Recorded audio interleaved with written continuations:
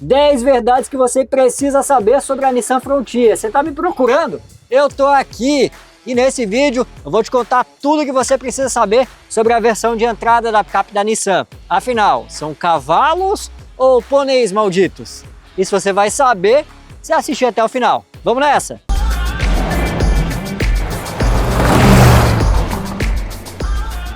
Antes de tudo, não esquece de deixar um like aqui nesse vídeo e também de se inscrever no canal, manda ver no botão que está aqui embaixo, ativa o sininho das notificações para você ser avisado quando tem vídeo novo aqui no canal.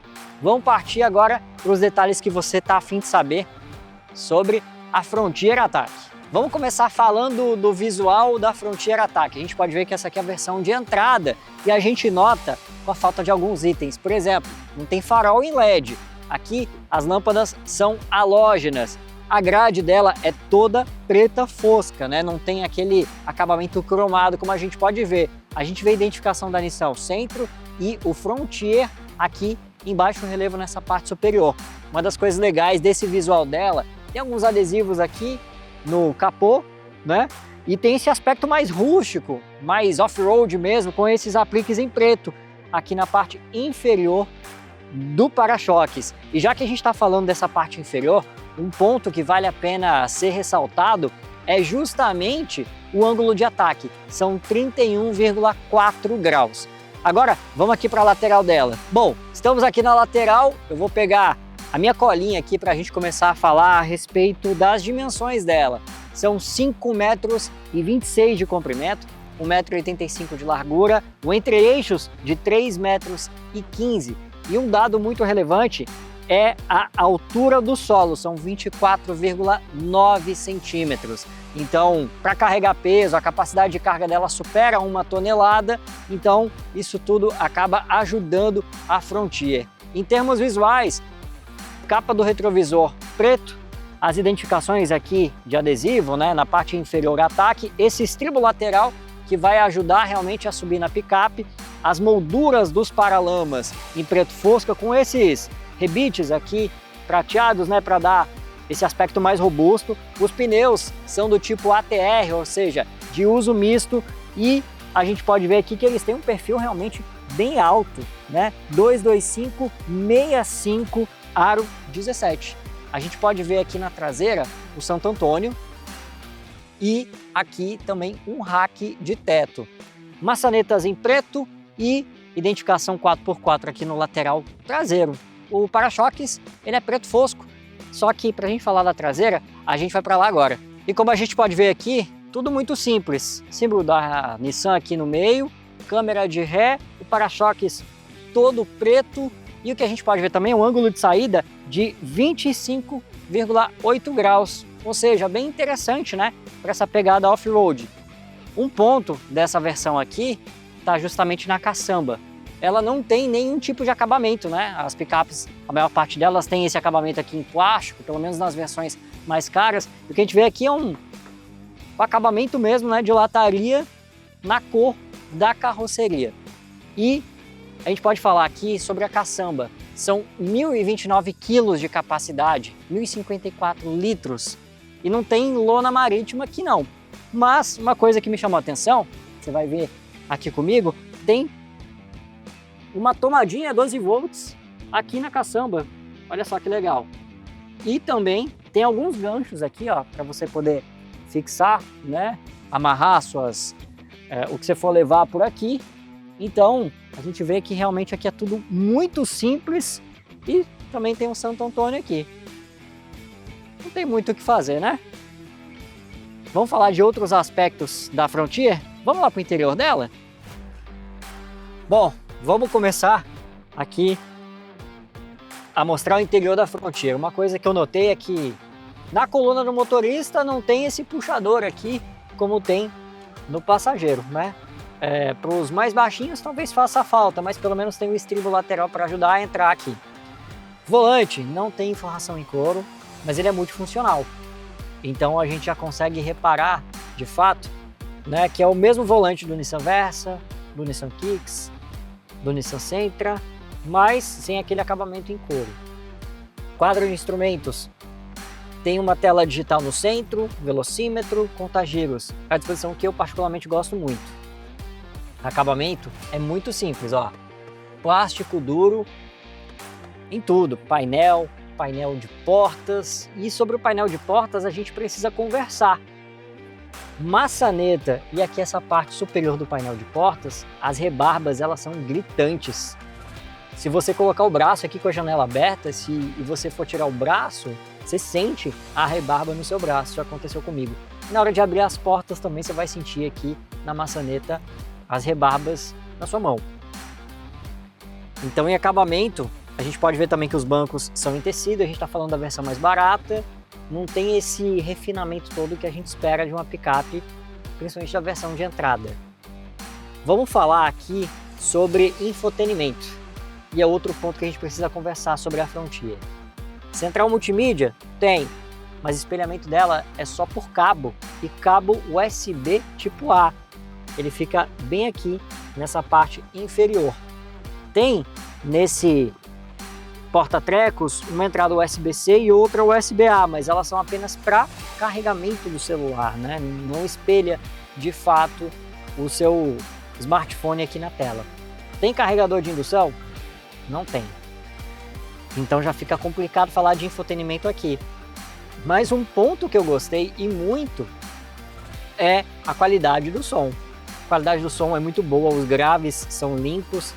É claro que a partir de um determinado momento, até pela limitação das caixas de som, você aumenta o volume e o grave permanece o mesmo, ele vai aumentar mais o agudo e o médio. Mas mesmo assim a qualidade do som é muito boa e ajuda um pouquinho a Frontier aqui. Câmera de ré, a qualidade dela é péssima.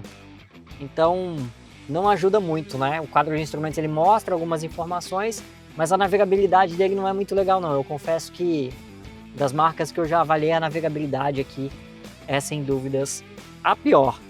Ela tem diversos equipamentos aqui, né? Como por exemplo o modo de condução, aqui pode ser Sport, Standard, tem a tração aqui na parte de baixo e também o assistente de descida, né? Mas, enfim, estamos falando de uma picape.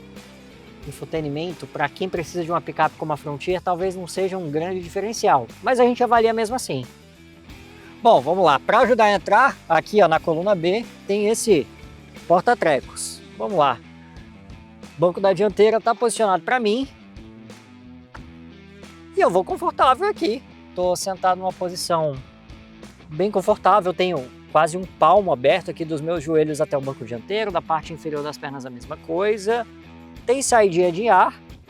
O assoalho aqui ele é praticamente plano, só tem uma parte aqui do túnel central que é um pouquinho mais elevada, né? No assento central tem um porta-copos duplo e, enfim, vamos ver aqui na parte central como é.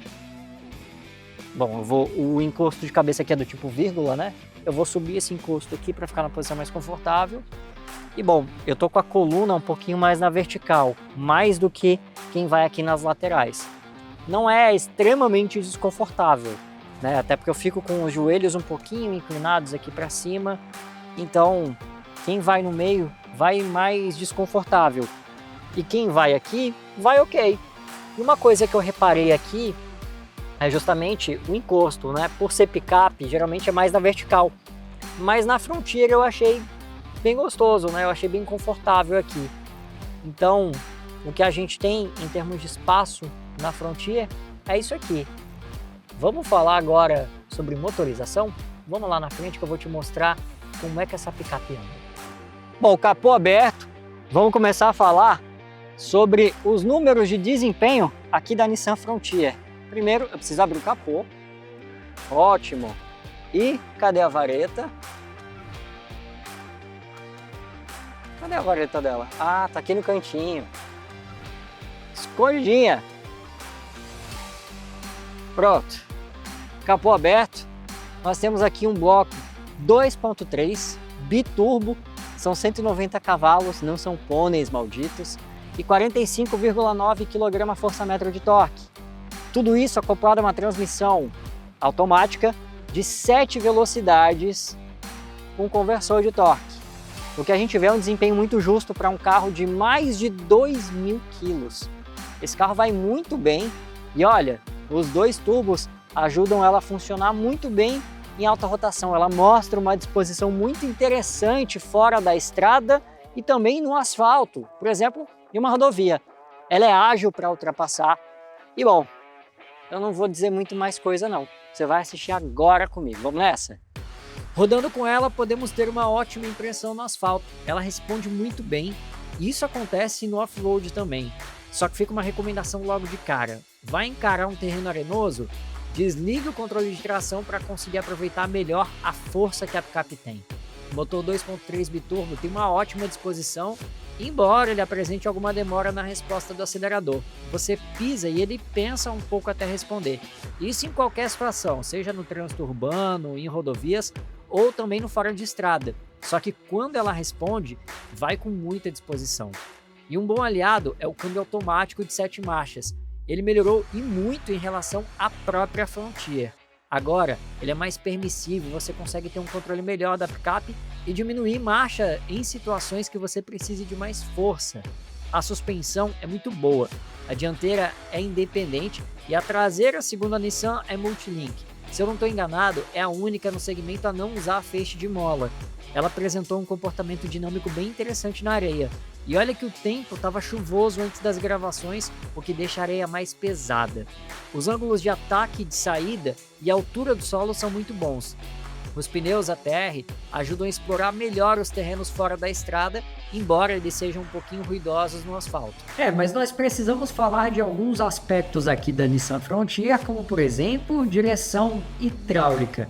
Exatamente. A Frontier já começa a demonstrar os sinais da idade. Esse projeto é basicamente o mesmo desde 2017 e de lá para cá ela apenas recebeu reestilizações. E bom, é dirigindo que a gente sente, tanto no off-road quanto na cidade. A direção hidráulica dela é pesada, então na hora de você realizar uma manobra ou outra, você vai notar sim a falta de uma direção elétrica. Esse, sem dúvidas, é um ponto a ser criticado. Isso a gente criticou, por exemplo, na Fiat Titano, que já teve isso corrigido na linha 2026. E ainda no aspecto de dirigibilidade, vamos lá.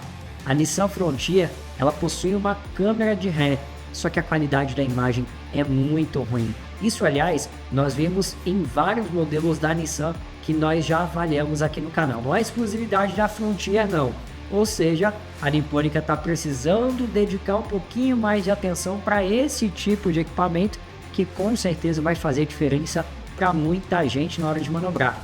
E na hora de manobrar, inclusive, tem outro aspecto que está em falta aqui, que é o sensor de estacionamento. Nós estamos falando da versão de entrada do modelo, que é uma picape que custa mais de R$270 mil, isso em setembro de 2025. Pô, Nissan, poderia ter colocado um sensor de estacionamento aí, né? Isso facilitaria muito na hora de manobrar na cidade, ou em alguns prédios, por exemplo, como o meu, ou então, para quem for no shopping, quem for em ruas mais apertadas, mais estreitas, coisa que cada vez é mais comum nas grandes cidades, e aí a Nissan Frontier acaba deixando a desejar. Isso torna a picape um tanto ruim de manobrar, porque é um carro grande, é um carro que precisa de um diâmetro de giro maior para realizar um giro completo. Então isso interfere diretamente na hora de manobrar. Torna-se um carro um pouquinho mais difícil para dirigir, principalmente para aquelas pessoas que não têm tanta noção de espaço. No meu caso, eu me dei muito bem com a Nissan Frontier, mas vendo as possibilidades que o mercado já oferece, até em segmentos inferiores, realmente a Nissan Frontier ficou devendo nisso. Não esquece de se inscrever aqui no canal, manda ver no botão que está aqui embaixo desse vídeo e ativa o sininho das notificações para você ser avisado. Não esquece de deixar o like, assim você vai poder ver outros vídeos como esse nesse formato aqui.